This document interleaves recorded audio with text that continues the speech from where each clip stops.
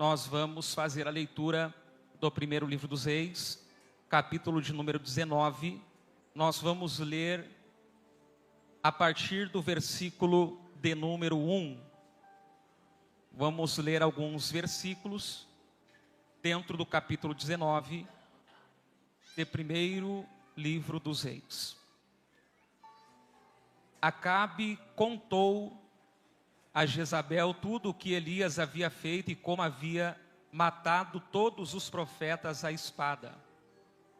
Então, Jezabel mandou um mensageiro a Elias para dizer-lhe que os deuses me castiguem, se amanhã a estas horas eu não tiver feito com a sua vida o mesmo que você fez com a vida de cada um deles. Elias ficou com medo, levantou-se e para salvar a vida se foi e chegou a Berseba, que pertence a Judá, e ali deixou o seu servo. Ele mesmo, porém, foi para o deserto caminhando um dia inteiro. Por fim, sentou-se debaixo de um zimbro, sentiu vontade de morrer e orou: basta, Senhor, tira a minha vida, porque eu não sou melhor do que os meus pais. Deitou-se e dormiu debaixo de um zimbro. E eis que um anjo tocou nele e lhe disse: levante-se e coma. E eis que um anjo tocou nele e lhe disse: levante-se e coma. Elias olhou e viu, perto da sua cabeça, um pão assado sobre pedras, em brasa, em um jarro de água. Comeu, bebeu e tornou a dormir. Então o anjo voltou, tocou nele e lhe disse: levante-se e coma, porque a viagem será longa. Então Elias se levantou, comeu e bebeu, e com a força daquela comida caminhou 40 dias e 40 noites até Horebe, o monte de Deus. E com a força daquela comida caminhou 40 dias e 40 noites até Horebe, o monte de Deus. Meus irmãos, eu tenho certeza que a maioria conhece a história do profeta Elias. E qual foi o cenário em que estava vivendo Israel no momento em que Deus traz Elias, levanta Elias para ser um dos maiores profetas do Antigo Testamento? Nós vamos encontrar o tempo de Elias um tempo complicado de servir a Deus, pois nós estamos diante de um cenário de uma liderança de Israel que era uma das piores lideranças que existiu no tempo. Nós vamos encontrar Acabe fazendo aliança com Jezabel, que por sua vez começa a construir templos em Samaria para adorar outros deuses. Nós vamos entender que o contexto da história nos apresenta uma crise estabelecida, uma crise religiosa, uma crise moral e uma das maiores perseguições aos profetas de Deus. Nós vamos observar que uma das primeiras profecias que marcou a vida do profeta Elias foi a profecia da seca, aonde ele profetizou que não choveria em Israel por anos. Talvez esse seria o castigo de Deus pela adoração a Baal e a Zera. E foi assim que aconteceu. Elias entra na história profetizando. Elias entra na história como um gigante diante do cenário em que Israel estava vivendo. Elias, ele já entra na história com a autoridade de Deus, profetizando a seca. Não choveu. Pensa na autoridade que estava sobre as palavras que saía da boca de Elias, a ponto de ele falar que não iria chover e não chover. Uma das primeiras coisas que marcaram a vida ministerial de Elias foi a profecia da seca. Após ele profetizar que não iria chover, se estabeleceu a seca e Deus orientou Elias para ir junto ao ribeiro de Querite, que ali Deus o sustentaria de forma milagrosa. O profeta que profetizou a seca recebeu de Deus uma orientação para ir para um lugar que lá ele seria sustentado, e corvos traziam para ele pão, carne, para ele se alimentar.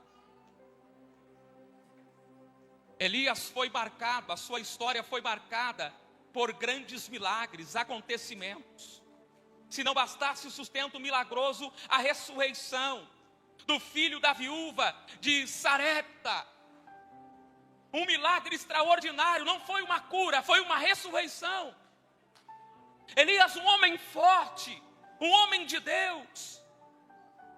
E um dos eventos que marcou o ministério de Elias também foi o desafio no Monte Carmelo.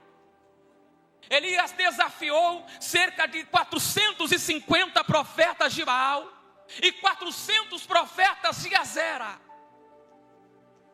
No Monte Carmelo, Elias sozinho desafiou cerca de 950 profetas de outros deuses. Um gigante profético, um homem corajoso, um homem forte. E diante desse desafio, ele venceu os 950 profetas. Eles dançavam, se cortavam, e o Deus deles não respondia com fogo, o altar não queimava. Eles se mutilavam, Elias zombava: clamem mais, se cortem mais, dancem mais. Pode ser que o Deus de vocês respondam. O dia se passou e chegou a vez de Elias. Elias ora a Deus, e quando Elias ora, o fogo desce, lambendo a lenha molhada e a água que havia em volta do altar. O fogo de Deus desceu através da oração de Elias. Mas nós vamos perceber este mesmo Elias que profetizou a seca, este mesmo Elias que recebeu o sustento milagroso no ribeiro de Querite, este mesmo Elias que ressuscitou o filho da viúva de Sarepta, este mesmo Elias que venceu 950 profetas no Monte Carmelo, temendo a morte, sentindo medo e fugindo para o deserto. O mesmo homem, após receber a notícia de que Jezabel estava perseguindo ele, e que faria com ele o que ele fez com os profetas de Baal e profetas de Azer no Monte Carmelo, quando ele recebe a notícia, o texto vai dizer que ele sentiu medo. Até agora nós olhamos para a autoridade de Deus na vida do homem, mas não olhamos para a realidade da humanidade do homem. Elias tinha sentimentos como nós. Elias sentia medo como nós. Elias se sentia perseguido como nós. O mesmo homem que profetizou a seca e venceu os profetas, ressuscitou o filho da viúva de Sarepta, está com medo. Ele se levanta e para salvar a sua vida, ele foge. Ele vai para o deserto e caminha o dia inteiro.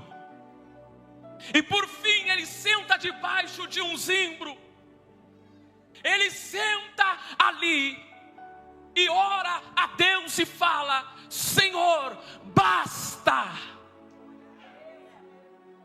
Basta. Tira a minha vida, porque eu não sou melhor do que os meus pais. Você está entendendo os altos e baixos de um homem de Deus? Você está entendendo que o mesmo homem de autoridade lá em cima do Carmelo era o mesmo homem que estava sentado debaixo de um zimbro, pedindo a morte com medo, ameaçado e perseguido? Você está entendendo que ser forte não significa nunca sentir medo? Você está entendendo que um dia você vai estar forte, você vai estar de pé, vai estar animado, a tua fé vai mover montanhas, mas no outro você vai se sentir desanimado, você vai se sentir triste, mas mesmo desanimado e triste, o Senhor está falando para alguém: tem pão e tem água para você beber. Tem dia que nos sentimos tão forte. Tem dia que nos sentimos tão corajosos. Tem dias que nós nos sentimos um gigante. Venha o que vier, venha a luta que for. Desafiamos os problemas, as lutas. Mas tem dias que nós estamos tão frágeis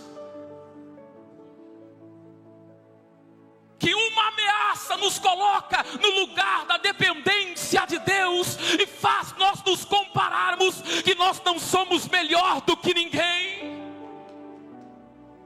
Você está entendendo que o mesmo Elias que estava no Monte Carmelo orou e o fogo desceu? Era o mesmo Elias que correu para o deserto com medo, sentou debaixo de um zimbro e disse: Deus, basta, eu estou com medo, eu quero a morte.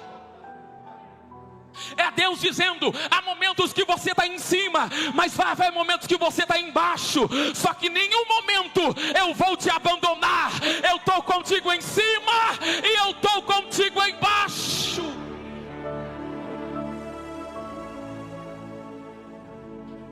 Talvez o teu ano de 2026 não começou como você queria que começasse. Talvez 2026 começou com perseguições, provas, luta. Talvez o teu 2026 começou com crise no teu casamento, com crise na tua família, com vícios nos teus filhos. Talvez começou mal, mas isso não significa que vai acabar mal. Eu vim com uma palavra profética que, se fosse você, pegava isso aqui. Não importa como começou 2026 na tua vida, o que importa é que você vai acabar com o milagre de Deus na tua casa. Os teus filhos vão ser libertos, o teu casamento vai ser restaurado, a tua vida vai ser restituída. Tudo que o diabo tomou até hoje é o ano da restituição. Emacalaxúria. Eu sinto Deus aqui nessa palavra profética. Levanta as duas mãos para o céu se você recebe. É o ano da restituição, é o ano da restituição, é o ano da restituição de Deus.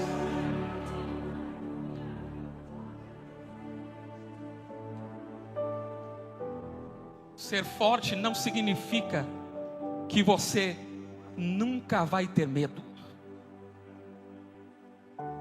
Jesus, sabendo que iria para a cruz, ele vai até o monte, lá no Getsêmani.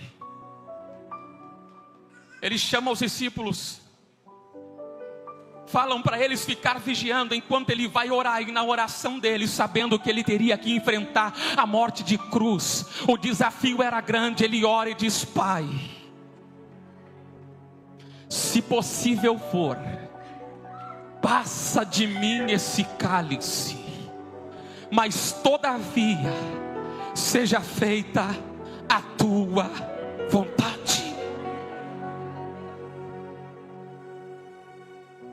O Senhor marcou esta quinta-feira para dizer para alguém: não se martirize por causa do teu medo. Não te condene por causa dos momentos baixos. Você não é tão perfeito quanto você imaginou que era. Deus permitiu a fragilidade para você depender do céu, porque quando tu pedir a morte, o Senhor vai trazer pão, o Senhor vai trazer água, porque grande é a tua jornada. Se coloque sobre os seus pés.